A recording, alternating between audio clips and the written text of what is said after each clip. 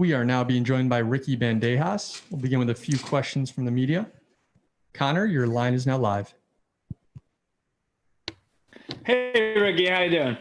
Hey, how you doing, man? Good. Thanks for asking.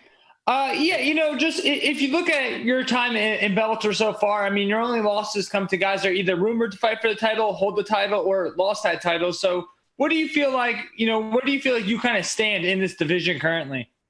It looks like we get so close, and every time to make the next step, level up, we seem to be losing. So I'm hoping Thursday we get the win and we come full circle and redeem all those losses. Yeah. And Bellator obviously just added Brett Johns, and you add that to the guys are already there. Obviously Gallagher had a win last weekend, but you have Archuleta, Mix, Pettis, the guys I mentioned before. How do you feel like the Bellator bantamweight division kind of compares to some of the other bantamweight divisions out there? I think it's stacked, man. They signed so many prospects and so many guys for the last year or two, and guys with 0 losses, 1 loss, and I can't wait to mix it up with all of them and see where I stand. Steve Jewin. All right, Ricky, thank you for the time as always. Sergio Pettis has already been mentioned, and is that a fight that you want to get back at some point? Absolutely. Him, Archuleta, and Mix, I'd love to get back in there and redeem those losses. Do you feel like you might have an edge against Archuleta in a title shot, knowing that you've already had some experience with him? Yeah, I think it helps. He fights different. His style's not easily matched with all his movements. So I think next time it would help a little bit more getting in there. All right. Thank you. Thank you. Chris, your line is now live.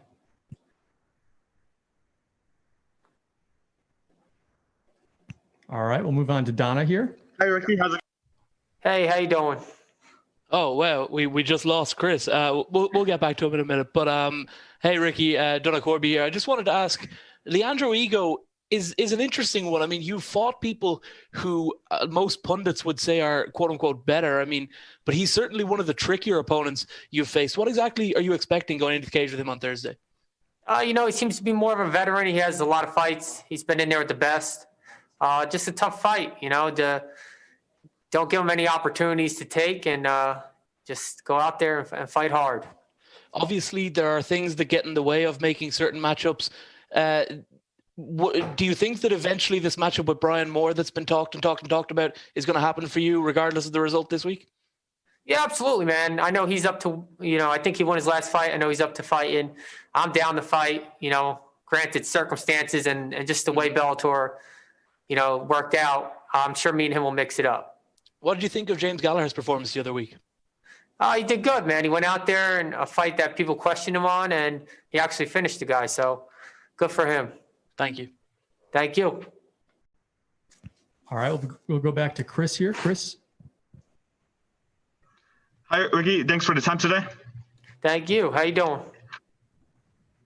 Pretty good. So my first question for you is, bantamweight is like a real Shark Tank right now. We have Brett Johns. We have all these other guys, Sergio Pettis, as you fought in your last fight. But out of all of your other fight, or out of all the fights in the bantamweight division, who's the toughest fight, the Shark Tank that is the bantamweight division?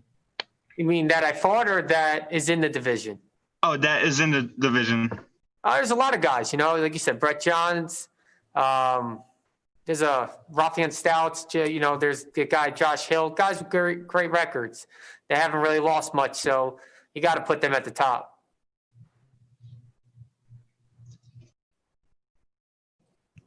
Carlos, your line is now live.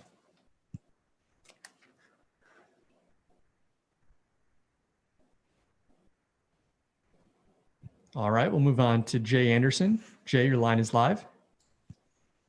Hey, thanks very much. And Ricky, just a quick one for me. I mean, Leandro has been talking about how he actually wanted to fight James Gallagher. He had a fight with him that fell through, and that's a guy you beat. Do you feel that he's overlooking at you all heading into this?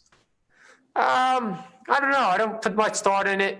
If he is, that's his mistake, and we'll find out Thursday.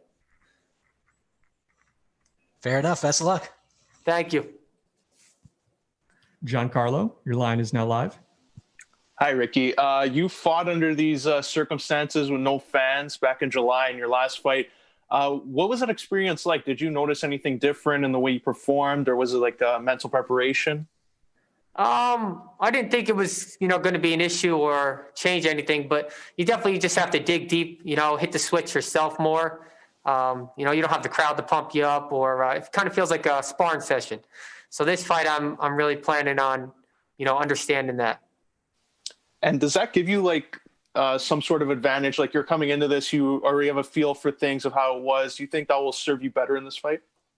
It depends on the person, he might just show up and be a gamer. A lot of fighters don't seem to have a problem with it. So that depends on him. Santiago. Ricky, greetings from Amsterdam. You have already been to Europe and beat France and Lambo there. Did you like it here? And are we going to see you fight here more in the future? I'm sorry? Can you repeat the question?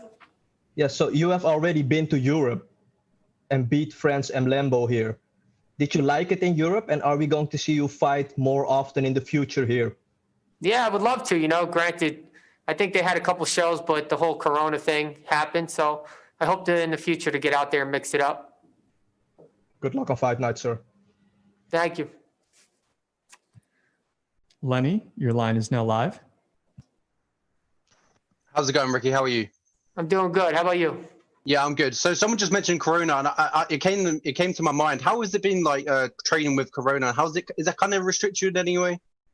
Last camp a little bit, because it was fresh, but now America Top Team, they have a good system running, and they're doing real well, allowing all the fighters to mix it up and get in there. Yeah, that's perfect. Just one more for me. So Bellator have made a lot of signings. Someone kind of said this earlier, Brett Johns, he's now a new talent in your division. What do you make of him, and what do you think he can do in the division? What Brett Johns can do? Yes. I think he can do real well. I believe he only has a loss or so. And, 2 losses, yeah. I think he's going to do, mix up well with everybody. Brilliant. Thank you. Good luck this Thursday. Thank you. We'll take a few more questions here. Ben Allen. Hi, Ricky. So we've spoken about potentially facing Brian Moore down the line, which would be a hell of a firefight. And after already claiming the scouts of James Gallagher and Franz Malambo, do you take any particular pleasure in breaking Irish hearts over at SPG? Nothing personal. I do like to see, the feedback online. It seems like a lot of people enjoy me beating up the SPG guys. So if that's what they want to see, that's what, I'll give them. And obviously, James Gallagher's still got a big name since you beat him, and he's picked up a few good wins since, got a bit of a buzz around him. Would you be interested in granting him the opportunity to get that one back, or have you moved past that matchup? I'm sorry? With Gallagher, James Gallagher getting a few good wins since your fight, would you be interested in a rematch with him at any point? Yeah, absolutely. I would, if that's what Bellator wants, if he wants to mix it up, I have no problem getting out there and doing it. Just one more from me. I've seen from your Instagram you're going to become a father again to another little girl. Why is it that all these stone cold killers always seem to just produce girls? I don't know, man, but I wouldn't have mind, 4 girls, that's a lot. Luis Morales. Hi, you're facing an experienced fighter in Leandro Higo, a former Ultimate Fighter contestant. He was the LFA champion. What do you feel is the biggest challenge of facing Leandro?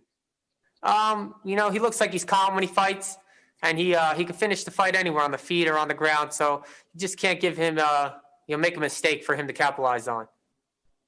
You're expecting a win, obviously, not rushing that. So what would be next for you with that win? Anything, whatever. One of the top guys. I see they sign all these guys, top prospects, and Bellator, the bantamweight division's got a lot of them, so anybody. We have time for just a couple more here. Trevor, go ahead. Hey, Ricky, just looking into this whole pandemic and what's gone on, is there any takeaways you get, or has anything changed during this pandemic? No, nothing really changed. Just the fact you don't fight in front of the crowd. Other than that, training and everything's been going like normal. And do you feel that the crowd is momentum for you at all, or no? You don't look at it like that. Is it just you're putting your game plan into practice? I thought before it wouldn't have an effect or play into my game, but after last fight, I realized, it definitely gives me a boost. Our final question comes from the line of Carlos Ortiz. Go ahead, Carlos. How has your training changed since coming from Jersey to Florida? A lot more coaches, for brains to pick, a lot more guys to mix it up. You have all kinds of styles. So just the diversity is a lot more than Jersey. Thank you. Thank you. Great. Thank you so much for the time, Ricky. Thank you. Appreciate it. Thank you, guys.